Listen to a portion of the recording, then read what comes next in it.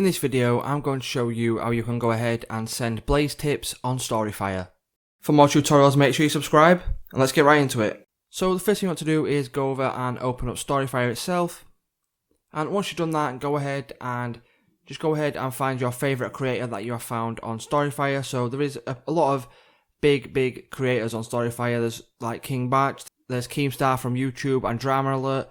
I mean, there's a lot of good creators. So once you've found your favourite creator, go ahead and click on the blaze icon just under the content there, next to where you can share the video. So go ahead and click on that.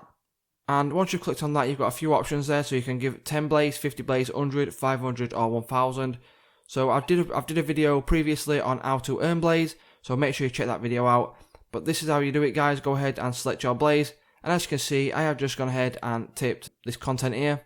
So it's just as easy as that, guys. If this video did help you out, please remember to leave a like, comment, subscribe to the channel, and I'll see you in the next one.